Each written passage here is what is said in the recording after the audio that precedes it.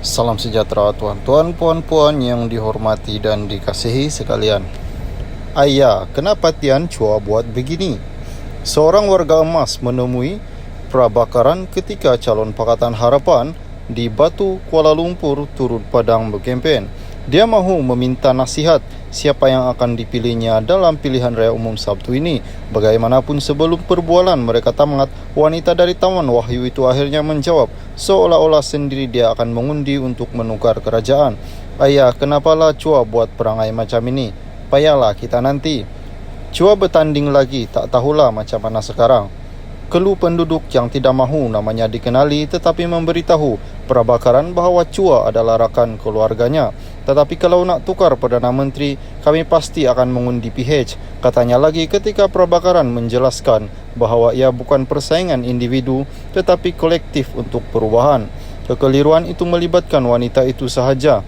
Ia berpunca apabila pagi hari penamaan calon 5 November, Chua, bekas ahli parlimen 2 penggal Batu dari 2008 hingga 2018 itu menentang calon Pakatan Harapan prabakaran.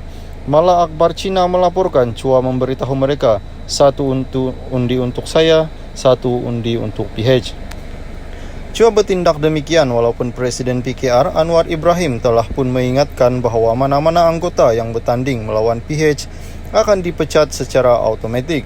Walaupun tindakan Chua itu membingungkan sesetengah pengundi, prabakaran yakin undi mereka tidak akan terpengaruh kerana sedar tentang pergolakan antara Chua dan PKR. Ketika turun padang di Taman Wahyu, penduduk kelihatan mengalu-alukan prabakaran anggota parlimen muda sepenggal itu. Mereka memegang kepada PH dan berpakaian baju parti itu. Penduduk juga bersuap foto dengannya. Sementara pengunjung lain kedai kopi itu pula membangkitkan isu kesesakan jalan raya di kawasan itu supaya diselesaikan dengan segera. Salam sejahtera tuan-tuan, puan-puan yang dihormati dan dikasihi sekalian. Ayah, kenapa Tian Chua buat begini? Seorang warga emas menemui prabakaran ketika calon Pakatan Harapan di Batu, Kuala Lumpur turut padang berkempen. Dia mahu meminta nasihat siapa yang akan dipilihnya dalam pilihan raya umum Sabtu ini.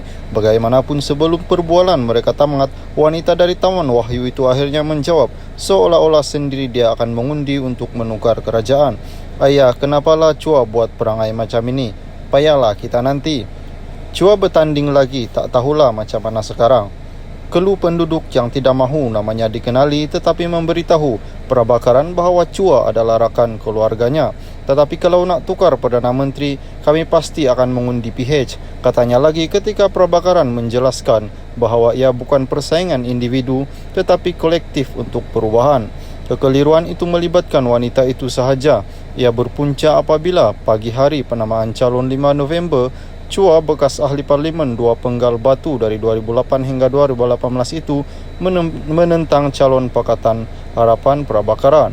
Malah Akhbar Cina melaporkan Chua memberitahu mereka, 1 undi untuk saya, 1 undi untuk PH. Chua bertindak demikian walaupun Presiden PKR Anwar Ibrahim telah pun mengingatkan bahawa mana-mana anggota yang bertanding melawan PH akan dipecat secara automatik. Walaupun tindakan Chua itu membingungkan sesetengah pengundi, prabakaran yakin undi mereka tidak akan terpengaruh kerana sedar tentang pergolakan antara Chua dan PKR.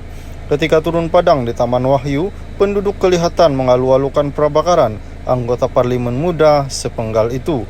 Mereka memegang kepada PH dan berpakaian baju parti itu. Penduduk juga bersuap foto dengannya.